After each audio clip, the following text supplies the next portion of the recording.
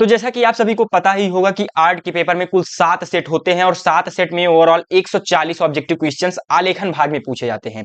तो वही आज मैं आलेखन भाग में वो जो 140 सवाल पूछे जाने वाले हैं उसमें से 15 से 25 क्वेश्चन कौन से होंगे वही आज मैं इस वीडियो में डिस्कस कराने वाला हूं। यानी कि जो 15 से 25 सवाल आने वाले हैं 140 सवालों में, वो सवाल यहां पर मैंने रखा हुआ है जो कि 10 मार्च के पेपर में मैं आपको कल शाम को वीडियो बना करके भी दिखाऊंगा।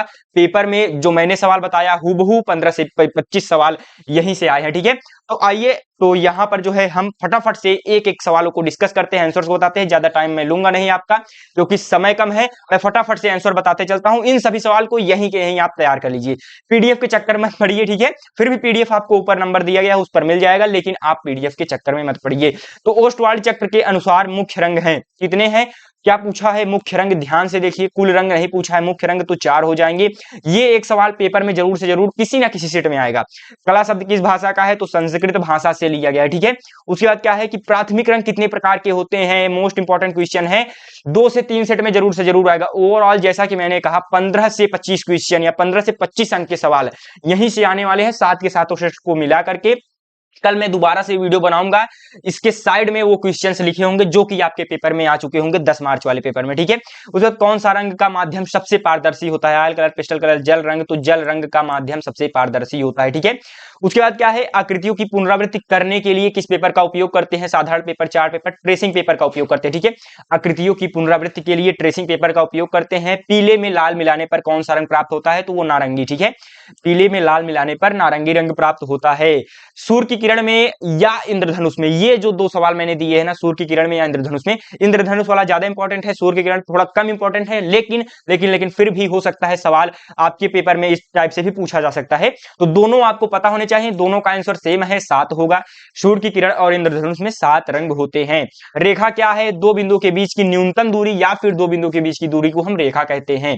उसका क्या है, ठंडा रंग कौन सा है, ये सवाल जरूर से जरूर पूछा जाएगा। और साथ ही साथ ठंडे रंग का, जैसे 3 रंग ठंडे होते हैं और 3 गर्म होते हैं, वो ठंडे रंग 3 के तीनों कौन कौन से हैं, तो वो जो है मैं अभी आपको बताऊंगा। यहां पर पहले देखिए ठंडा रंग कौन सा है, तो ये आपका हो जाएगा हरा ठंडा रंग है। बाकी पीला, लाल और नारंगी ये नीले गर्म रंग है। ठीक है, 3 के तीनों याद कर लीजिए, पीला, लाल, नारंगी, Roy, ROI, red, orange and yellow, ये सभी क्या है, गर्म रंग है। ठीक है, उसके बाद क्या है, निम्न में गर्म रंग कौन सा है, यानी कि यहां पर देखिए बाकी सभी ठंडे हैं लेकिन जो पीला है वो गर्म रंग है। ठीक है, पीला रंग गर्म है, बाकी नीला, हरा और बैगनी ये सभी क्या है, ठंडे रंग हैं।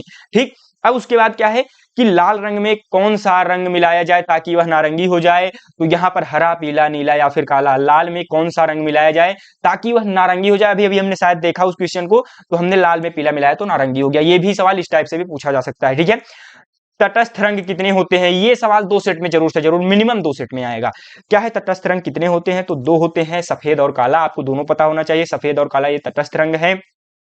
सफेद को हम टिंट कलर कहते हैं और काले को जो है क्या कहते हैं, शेड। ठीक है, सफेद टिंट, काला शेड। उसके बाद क्या है, वर्ण का अर्थ क्या है, वर्ण का अर्थ है रंग। उसके बाद निम्न में से कौन सा रंग उदासीन होता है, तो काला रंग उदासीन होता है। 14 सवाल। और ये आखिरी सवाल, चारकोल क्या है, चारकोल एक ग्रेफाइट है। ठीक है, अब आप सभी सोच रहे होंगे कि आपने कहा था 25 जो है सवाल यहीं से आने वाले हैं, वो अभी आपको नहीं समझ में आएगा, कल जब पेपर बीत जाएगा उसके बाद मैं बता दूंगा। लेकिन जो मैंने आपको 15 सवाल दिए हैं भाई, कम से कम इसको याद कर लो। ठीक है, हो सकता है किसी किसी सेट में 5 से 7 सवाल यहीं से आ जाए, हो सकता है किसी सेट में 2-3 सवाल, जैसा कि मैंने कहा 15 से 25 सवाल। तो इस प्रकार से अगर आप पूरे के पूरे सवाल को अच्छे से प्रैक्टिस करके जाते हो तो यहीं से सवाल आने वाले हैं, जो ही मतलब ये 15 के 15 सवाल आएंगे किसी न किसी सेट में। ठीक है, और साथ ही साथ जाने से पहले ये जो वीडियो है इसको अभी आप नोटिफिकेशन ऑन कर लीजिए। ये महामैराथन क्लास होने वाली है आज शाम 6:30 या 7 बजे करीब, 6:30 बजे। तो इस वीडियो को कंप्लीट आपको देखना है, यहीं से आपकी जो है लगभग 60 प्लस आराम से आ जाएंगे, आप 50 प्लस 55 प्लस आराम से आ जाएंगे।